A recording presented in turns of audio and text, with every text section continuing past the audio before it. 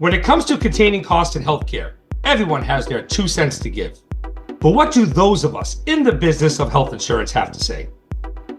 This is Health Sense, and I'm your host, attorney Adam Russo, CEO and co-founder of the FIA Group, a firm with over 25 years experience navigating this ever-changing industry. Join me and my guests as we make sense of effective ways to reduce the skyrocketing cost of healthcare while improving quality outcomes for patients. The only thing it will cost you is 30 minutes of your time. So let's get right to the bottom line and reimagine what healthcare could be. Hello, everybody, and welcome to Health Sense with me, your host with the most, Adam Russo, the show that gets right to the bottom line on ways to reduce healthcare costs while improving quality outcomes for patients. As always, we are sponsored by the FIA Group, the leading cost containment firm in the country focused on ensuring that everyone gets access to high quality, low cost care. As we love to say, the main problem with healthcare in America can be tied to Einstein's definition of insanity: doing the same thing over and over, expecting a different result. That, folks, is our current healthcare system. You all waiting, I know you're waiting. They're thinking to themselves, what is Adam's word of the day?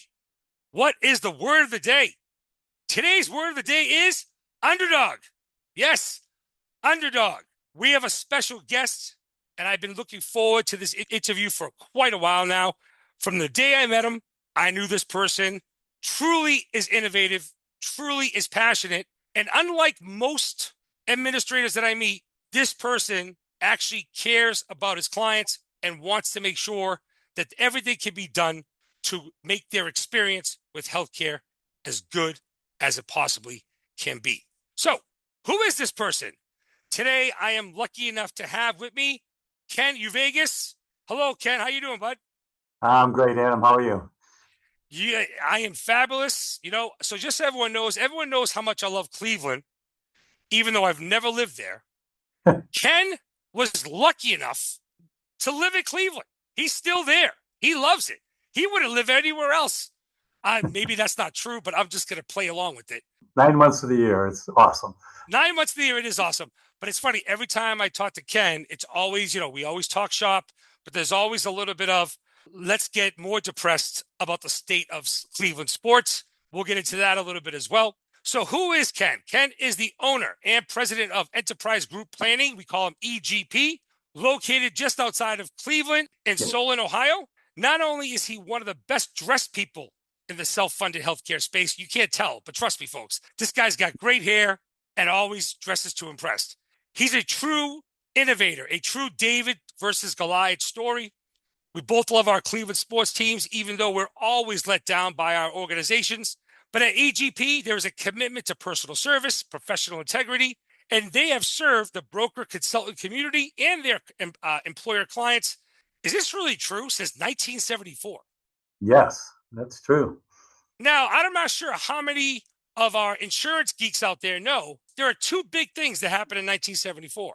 First is the year I was born. That's very But second, that is the year they enacted ERISA.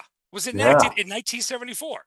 So True. I'm not sure. Is that the reason why the firm was started? No, and of course I'm not one of the original founders. I'm not that old, but it was started by a couple of large insurance company executives who knew the flaws of the system and the failure of administration, claim processing, and underwriting, and started EGP as an outsourcing entity to improve the customer results, patient experience as a subcontractor for the carriers.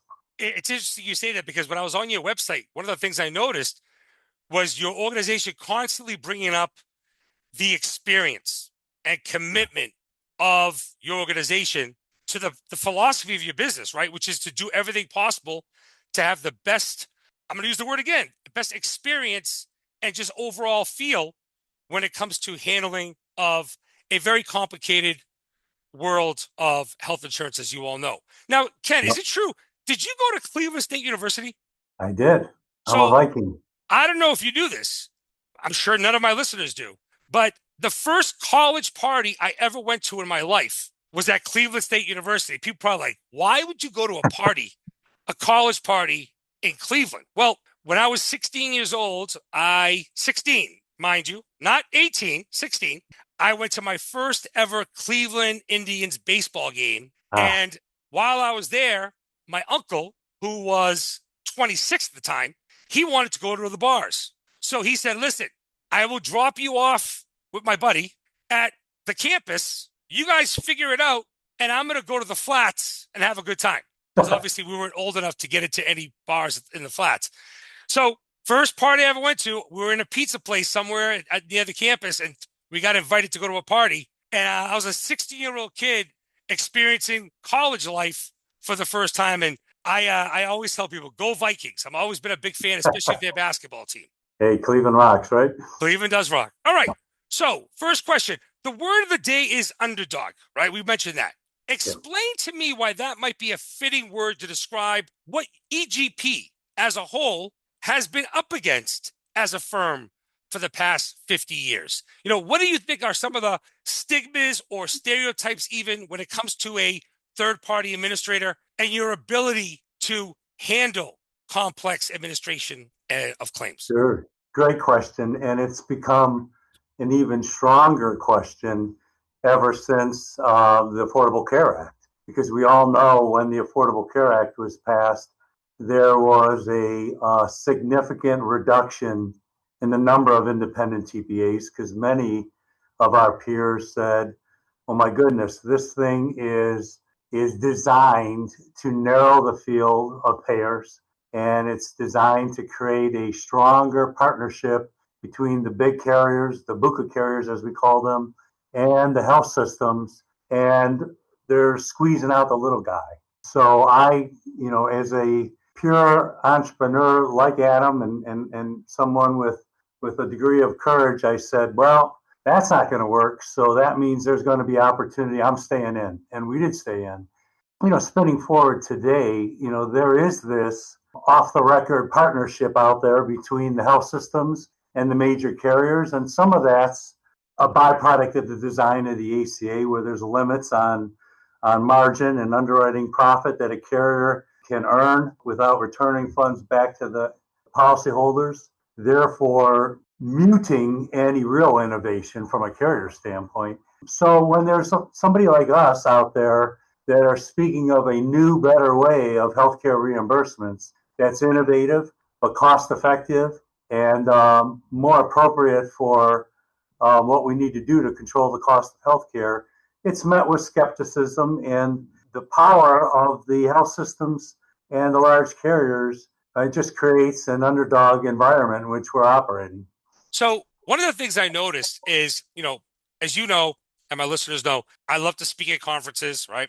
I'll speak anywhere, anytime. But I have definitely seen a shift in the sophistication when it comes to brokers and consultants about self-funding as a whole, but in Yeah. particular, self-funding with third-party administrators, right? I mean, there are many brokerage houses that unless you are a large carrier, they're not sending any business your way. So I've noticed instead of it being like an intro to self-funding, like a self-funding 101, it's definitely gotten to a higher level now. What has your experience been? Did you feel the same way? Are you getting knocks on your door now that you couldn't even imagine getting 10 years ago? I am, and there's a lot of broker knowledge groups that are out there now, organic, where these guys and ladies are thinking that they want to be part of innovation. They want to put their client first rather than the relationship with the carrier first.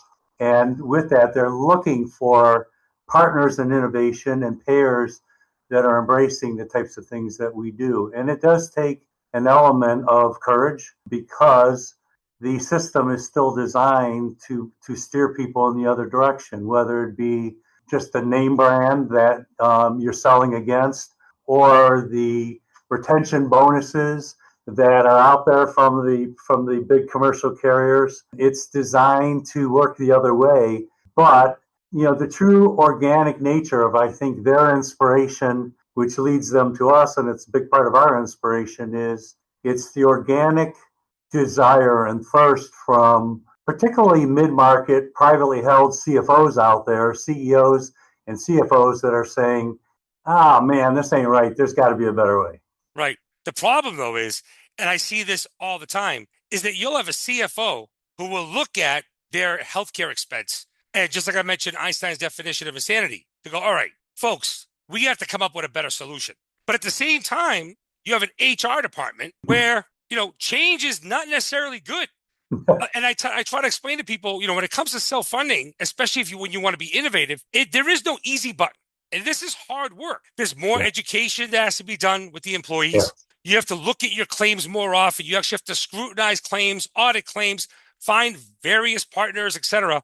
So I've noticed, and I still see it today, is this rub between HR, which just wants to keep employees happy, yeah, doesn't want to, mess with the status quo, and CFOs who are having more and more pressure to reduce overall expenses. And a simple way to reduce expenses is either A, lay off folks, or B, cut back on benefits. yeah, And it's quite the opposite of what we believe in at my organization and how we do business. But you mentioned the word earlier, courage. Speaking of yeah. courage, how in the world did you end up in this business? Because it's not, Yeah. you got to have some courage. I mean, to go into the benefits business as you did, what was that? What was this, magical moment that happened in your life, Ken, that you go, you know what? This is what I want to do for the rest of my life. Yeah, great question. And I wish I could say there was a magical moment. There really wasn't. I'm a self-made guy. I put myself through school and then assessed opportunity out there.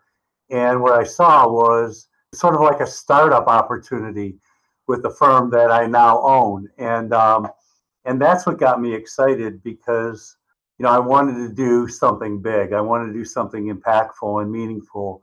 And to get at something in at the ground floor and have a chance to be innovative and promote change was attractive to me. And at the time, I was young. I didn't have anything to lose, so the stars aligned. But you're absolutely right in what you said a moment ago. It's easy for a second level C-suite individual like like a VP of HR or even a CFO sometimes to say, well, the safe play is I could pick the Aetna plan or the Cigna plan. Nobody can accuse me of screwing something up for that. But Right. at the same time, their budget's going wild. The healthcare costs are their second leading cost other than salary itself. And they're struggling and they're in that vicious cycle of how do we afford this? Well, we dump more on the employees by raising out of pocket expense. And then you have retention and employee satisfaction problems, and it doesn't go nowhere. It's a vicious cycle. So, I'm changing the subject a little bit, but I'm very curious. I always ask this question of the people that I interview on the show. When you tell a random person, like you meet someone randomly, right? Your wife makes you go to a party somewhere, you really want to go to, or whatever, and you tell people what you do, just, in general, what's the typical reaction that you get? Do you feel like, oh, he's one of those corporate bad health insurance guys? I mean, how do you feel? Or do you have to usually give some kind of disclaimer, go, well, we're a little different than your traditional insurance? But I'd love to get your feedback on when you meet someone and they go, oh, what type of business do you do? Oh, I'm in health insurance. What's the Yeah. reaction that you see? Yeah, it's generally disinterest and negative because the healthcare system's a hot mess, and nobody knows why, but it is, and they all feel it, and nobody really wants to talk about it. The only time it does get to be interesting is when I'm in a social setting and somebody is an entrepreneur or maybe a CEO or CFO of their company, and they're like, "Well, why the hell is it so screwed up?" And they open the window, and then Oh, they'll have a lot of fun. so then you chime in because it Yeah, is very different. The crazy part is at the end of the day, you benefit by getting benefits to be lower. That helps yeah, you. It sure, gives you retention, right? It gives you more potential to grow your business. If you're able to perform better than other organizations do, it's yeah, going to bring you more business to you. So absolutely, it's not that you're trying to find ways to deny claims, but yet that is many times, and I think a lot of this is our fault because yeah, you'll social media. The other side has done a very good job in regards to social media and how every insurance company is bad, right? It's all the big bad health insurers, but no one ever questions why is a hospital charge so big in the first place. Like yeah, it's like why aren't you paying it versus don't you think that we should be fiduciary guardians, let's say, Yeah, not Cleveland Guardians, but just guardians of the plan assets? And we're just trying to make sure that the plan, if they're going to spend the money, that they should be spending that money, because the money that you're spending is money that hardworking people put into the plan. yeah, So that's interesting. exactly right. There are a couple of evolutionary points on that. One is in this new age of quest for efficiency and reduced personalized customer service that comes from that. There's an over automation that has happened in the payer world, and I can't tell you. There was a stretch where it seemed like every other day I get a call from some tech company saying, how many cents does it cost you to pay a claim? We can lower it. And I'm like, I don't care. It's got to be done right. It's got to be audited, and it's got to be done in the best interest of the payer, the plan sponsor, and the participant. So what we got into in this world of the payer system is an over automation environment, which just creates we'll just go along with whatever is being billed and whatever the adjustment contract rate is off of that. We're not going to do a deep dive any further because it'll cost us too much money. Well, we have a sense of principle as a payer, and we don't accept that. We're not contributing anything to the process if we're just going along like that. It's funny you say that, because if you look at AI, Yeah, and now, every organization is beginning to use it or has been using it. You're even going to see, we're going to see, I believe, even further, just pure that's right. automation without that human touch. And if there's anything that our industry does need, it's the opposite: is more member engagement, Yeah. more understanding, educate the member of what their options are to help reduce the overall cost and how that's going to benefit them. The second, I think, seminal moment was the Affordable Care Act, which most of us call the Unaffordable Care Act. But the huge amount of political attention, political leveraging, public attention. Aren't we great? We're going to solve the healthcare crisis was a complete fallacy, because the problem with the healthcare cost, the healthcare system that we have, is the cost of healthcare. And the Affordable Care Act did nothing to address the net cost of healthcare. All it did was change the delivery models and did nothing to address the root cause, which is why we've continued to have this high trend rate now, and it's still an ongoing subject matter, that why our country has a flawed healthcare reimbursement system. 100% right. Now, it's funny you mentioned this, because I'll never forget about the automation piece. I'll never forget, in one of my first ever speaking engagements, probably 20 years ago, I'm in somewhere in Nebraska, and it wasn't Omaha. Okay. It was definitely rural Nebraska, but yet the room was full, like 250 people, brokers, stop loss carriers, employers. And the CEO walks up in front of everybody. And remember, I'm a self-funded plan. We're self-funded and have been for 15 years. Yeah. And I'm sitting there, and the first slide, the CEO of the company gets up and shows a slide. It says 97.8% of all the claims are fully automated.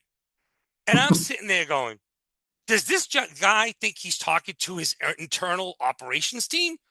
Does he realize he's telling all the people whose money he's spending that they're to look at 97.5% of the claims?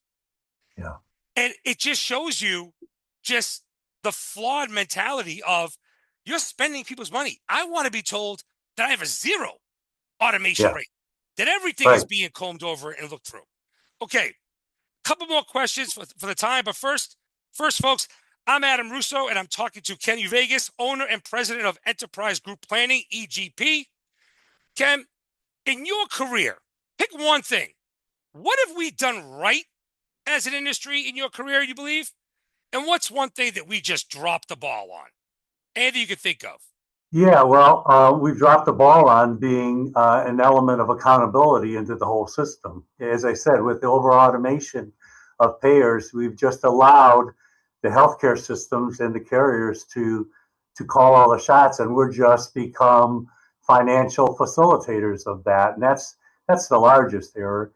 The good thing that we've done is some of us, a narrow market but slowly growing market, of innovators such as yourself, Adam, and us, we've embraced an alternative healthcare reimbursement system that really is impactful and does secure change and a lower net cost of care without sacrificing quality.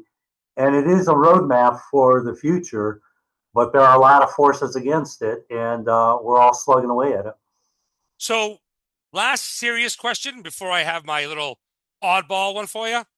Where do you see our industry? When I talk about our industry, I'm talking about the entire healthcare industry, right? Whether it's a large carrier or whether it's a small third-party administrator. What do you see as the biggest change going forward 5 years from now? 5 years from now, we had a call, we talked again. What's the Mm-hmm. biggest thing that you think is going to change? Well, God willing, the biggest thing that will change will be there will be more relationship based direct contracting of plan sponsors, the people that are ultimately paying the bill, to the healthcare providers, facilitated by people like us. And the PPO networks will lose their leverage, lose their strength. And every time I get a little bit worn down at the slow pace of embracement of what we're doing, I'll have something happen like happened to me last week, where I saw a claim that came through. It was a 21-day hospital confinement with a surgery, and the bill charges were about $1.5 million and change. The PPO network's DRG flat rate for it was $1 million, and it was a network-based contract, so no questions asked. That's what had to be paid. But just for the heck of it, I went through our repricing calculator and I determined what Medicare would pay for that exact claim, that exact place of service, the exact services that were rendered, and I grossed it up by 40%, and the total was about $187,000. Wow. And the crazy thing is, I love it, right? When people come up to me and they say, Medicare for all. I sit there and go, folks, even if every insurance company said, great, Medicare for all, because you still need people to process the claims, right? So they're Yeah. still making money. I'm like, do you realize every day I have 100 people who are fighting to only pay 50% more than what Yeah. Medicare is? Yeah. The There is system would zero collapse. possibility because the system would collapse. They It wouldn't be would getting collapse. enough money. They That, need you, Ken, to pay that's that right. $1 million. That's right. That's that's what people don't realize. It's not a health insurance problem. It's literally we couldn't. There is zero chance unless you increased Medicare and Medicaid reimbursements dramatically. Right. There's no possibility of that happening. Okay, great answer. So I love to tell people one of the things is I have not eaten at a Domino's pizza since I was 18 years old. And here's why, Ken. They wouldn't hire me. That's the only time I've ever been rejected for a job was I Really. applied to work at Domino's. And I guess, maybe I could have put the pizzas in the oven fast enough. I don't know what it is. So I won't go. Job, any cool insight about your career that you'd love to share with our listeners?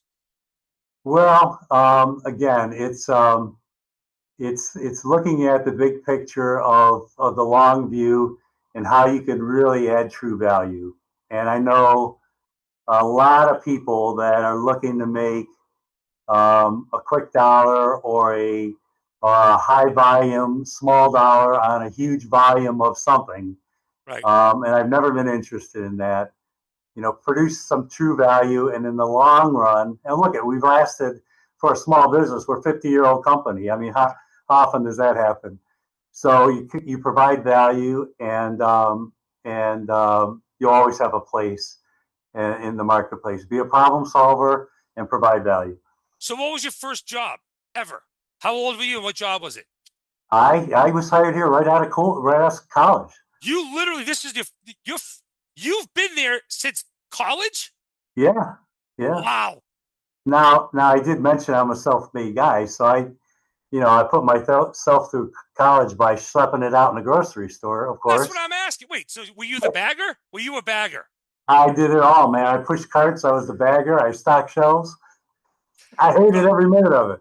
so let me tell you, right? It's funny because I worked as a bagger too. All my buddies, we all worked at this one. It no longer exists. It was called Capital Supermarkets. But what drives me crazy is, I love to, my kids, everyone knows I love to go skiing. I have 4 children. We all ski. And, we go up to Vermont and, there aren't these huge, big Walmarts or anything. There's a small supermarket and there's never a bagger, right? It's that old lady at the register. And then when she's done, she's bagging the stuff, right? Yeah. And there'll be a line of 30 people, right? Because it's a Friday and everyone just drove up from New York or Connecticut. And I will watch a mom and a dad with 3 kids, three teenagers. Even though there's 30 people behind them, they are watching. They are watching the woman bag. And I say to It's myself, terrible. my kids, they know the process. They have a system already. Who takes it, puts it in the bag? Who takes the bag, puts it in the cart? That's good for you. But I mean, it's something that's always driven me crazy. Well, folks, that's all the time we have for today. Thank you so much, Ken, for being with us. I hope that you enjoyed this as much as I did. And folks, tune in at 10 a.m., 6 p.m., and 2 a.m. Eastern on Healthcare Now Radio. And as you know, I like to end my sessions with, let's go Cleveland, or say something positive about the Browns or the Tribe. It's tough. It's tough right now, but I'm going to go, let's go Cavaliers. We've done pretty good this month. Ken, All right. thanks so much, man.